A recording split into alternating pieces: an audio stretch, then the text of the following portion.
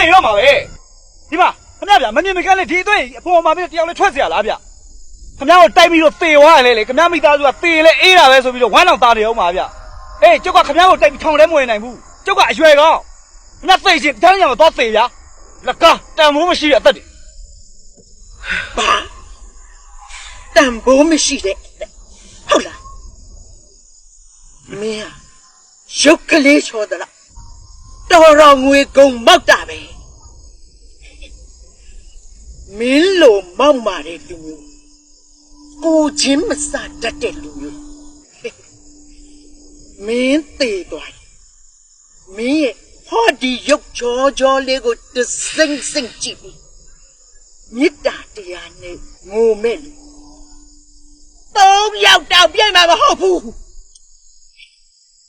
ငါစောင့်ကြည့်မယ်ဒီဖွားဖိုင်လာပြောနေရလဲကွာစိတ်ညစ်နေချားတယ်ကဲသွားသမ်းပါ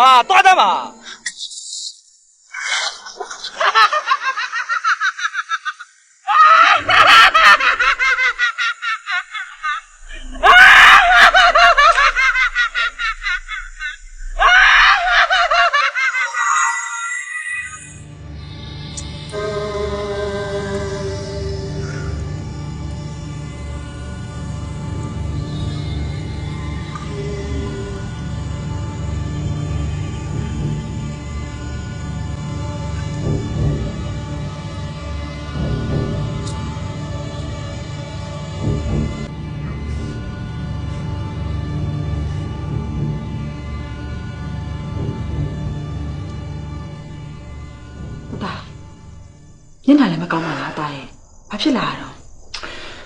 ဘာဖြစ်ရမလဲကြီးစိုးရဲ့ဖေဖေနဲ့သူ့မိန်းမပေါ့သူတို့ကသူတို့အေးလူနေတာမဟုတ်ဘူးတားဘောကိုလာပြီးချုပ်ချယ်ဟောတာရဲ့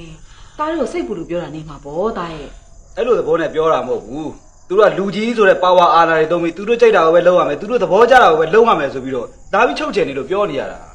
ကို့ဖေအဲ့လိုမပြောအောင်လေတားရဲ့လူကောင်းဆိုရင်လည်းမပြောပါဘူးကြီးစိုးရဲ့အခုကသူ့မိန်းမနဲ့သူကြတော့အေးလူနှက်နေပြီးတော့တားဘောကိုကြလာပြီးချုပ်ချယ်လို့ရမလားတတာကို့ဖေအဲ့လိုမပြောအောင်တာရဲ့ကန့်ကြီးထိုက်တတ်တယ်လေကဲပါတာရဲ့အဲ့ဒါကြီးပြောမိစမ်းမနဲ့တားကိုကြီးစောပြောစရာတခုရှိရဲ့